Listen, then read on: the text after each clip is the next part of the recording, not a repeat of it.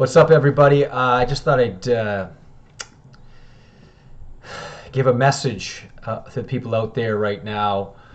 I was in my meditation and prayer this morning, and just contemplating the effect and the impact of this challenge, this COVID-19, this coronavirus. And as I was contemplating it and thinking about it, I was overwhelmed with this idea that, if you look at this challenge right now and how it's affecting us globally, this virus doesn't care about whether you are black or white or yellow or brown. It doesn't care if you're Canadian, American, Mexican, Chinese, Cuban. It doesn't care about any of those things. It doesn't care what your economic status is, or whether you're rich or poor, or whether you're tall, skinny, fat.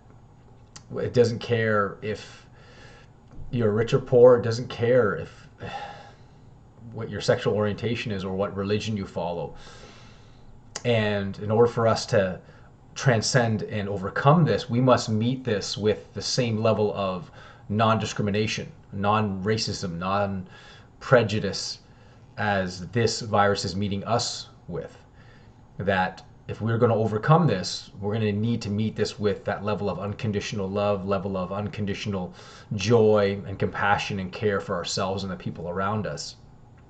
And one thing I do know about crisis, when we're in, whether individually or collectively, I know that humans can certainly be at their worst. The worst in humans can come out, but so can the best in humans come out. And I think, if we're going to strengthen our minds and our bodies, we're going to need to push up against this resistance. And it reminds me of that Gene Tunney, who was the heavyweight champion, and he was talking to a guy named Norman Vincent Peale, who wrote the book The Power of Positive Thinking. And he talked about how he came up to the heavyweight champion of the world, Gene Tunney, at the time, and he asked him, how do you get big muscles like that? And Gene Tunney flexed his muscle and he said, how do you get big muscles like this? You push these muscles up against extreme amounts of resistance, and by pushing up against this resistance, these muscles expand by demand. And life is the same way. Norman Vincent Peale kind of went home and just contemplated that. And he said, God, life brings us challenges and problems so that we can push up against that resistance, so we can expand by demand our minds, our souls, our spirits, our character. Wisdom is deepened by challenge.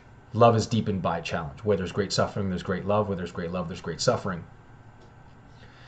And one other guiding principle that I follow in life that has certainly supported my expansion and my spiritual awakening daily as a human being, I realize that more than ever, that what you're against weakens you. Like if you're against war, if you're against the drugs, if you're against evil, that weakens you because you're fighting something. They're talking about this war on disease, this war on crime, this war on evil. And Mother Teresa, was asked during the Vietnam War, will you march on this anti-war rally? And she said no. And she said, but if you have a pro-peace rally, I will be there. So what you're against weakens you. What you're for strengthens you. What are you for? Are you anti-COVID virus, or are you pro-health and pro-love and pro-compassion and pro-care and pro-joy, pro-fulfillment, pro-giving of yourself massively, immensely, emphatically, joyously? And I know what I'm for. I know what I'm saying yes to. I'm saying yes to health. I'm saying yes to spiritual wisdom. I'm saying yes to compassion. I am for and pro giving, living, growing, showing, expressing, actualizing, and sharing of myself to the world. However way you decide to do it is up to you. But rather than fight something, be for something. It's one thing, in my latest book I talk about how, or in U 2.0, in one of the chapters I talk about how it's one thing to be not in debt, another thing to be financially free. It's one thing to be not divorced, but it's nothing to be happily married. And I think in the world we're in right now, If we're going to overcome this, as I said, we must focus on what we want and what we're for, not what we're against and what we don't want. Like if you're focused on, I don't want to get coronavirus, that instills more fear and you'll be more susceptible to the actual disease itself. So one of the best things you can do is focus in what you're saying yes to, what you're for. And as I said at the beginning of this message, this video message, it's this virus is non-discriminatory, has no discrimination. It's not racist. It's not prejudiced. It goes after whomever. And in order for us to overcome this, we're going to have to meet that with the same level of non-discrimination, with total, unconditional, spiritual, deep, divine love that we all have access to. And it's a perfect time to do it. I see this as a gift. I see this as a opportunity.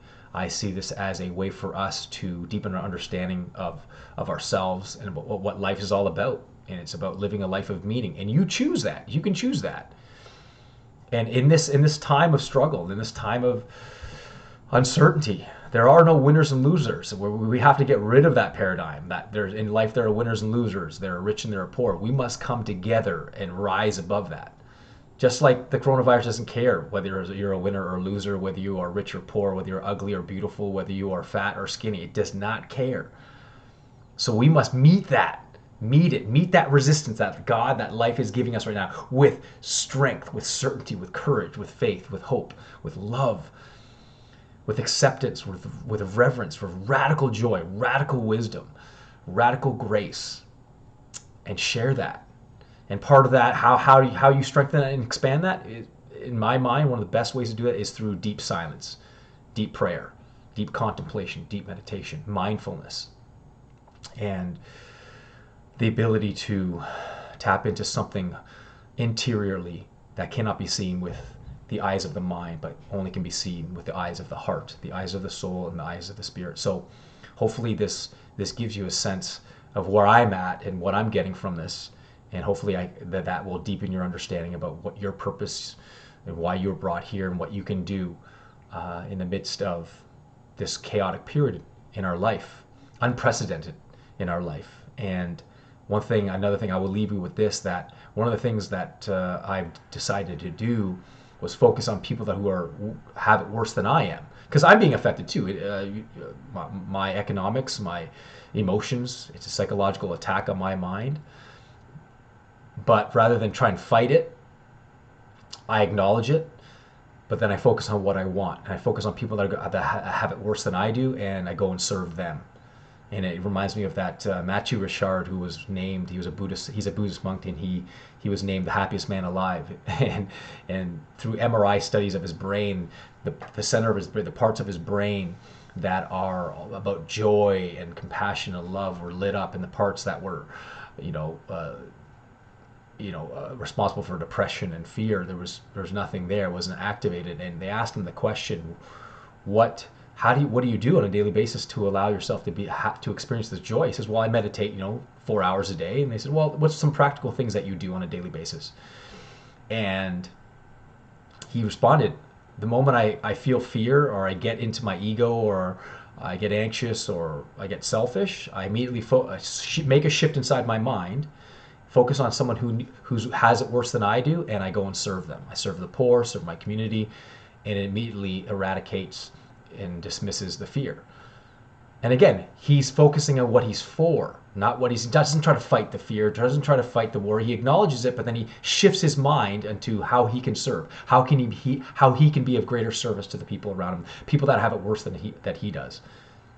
And that reminds me of, and I will leave you with this, reminds me of that study that was done on random acts of kindness, and how people were giving random acts of kindness to people, and they studied the metabolites in the urine of the people that were receiving the gifts, and their serotonin levels went up by 300% or something. And then they studied the metabolites in the urine of the people that were giving these random acts of kindness, and their serotonin levels went up by 300%. But what was interesting is the people that were observing these random acts of kindness, their serotonin levels went up by 300%. So these random acts of kindness, what they are for, love, community, joy, festivity, it was amplifying it. Rather than they're trying to fight something, they were for something. And as they were giving themselves to somebody else who was in need, their health, their experience of life and joy amplified, the receiver and the giver, as well as the people that were observing it. And that's what I attempt to do every single day for my clients, my friends, my family, my mission. And there are times I do get inside myself. I do get inside my own ego self and my own selfish ways, and I acknowledge it. But rather than fight my ego, one of the best ways to tame your ego is to shift your focus and your heart towards your mission, your purpose of expanding love and being an instrument of joy. And as St. Francis, the prayer of St. Francis says, Lord, make me an instrument of thy peace. Where there's hate, let me bring love. Where there's darkness, light. Be light, be love, be joy. And I think it's one of the best messages that we as a community, as a global community, can take in and practice with our family, with ourselves first, of course, and then with our family and our friends, our community.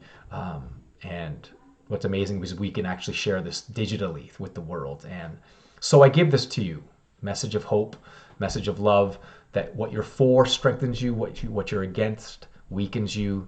Be for love, be for joy, be for giving, be for peace and serenity and calmness.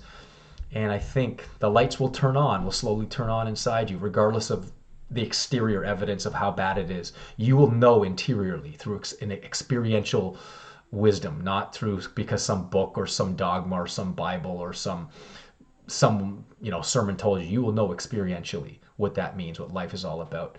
And as Albert Einstein said, man was brought here for one reason, and it was for other men. And he meant that, in a generic sense, for all human beings. And I would take that to the next level, or I think most spiritual people would take that to the next level.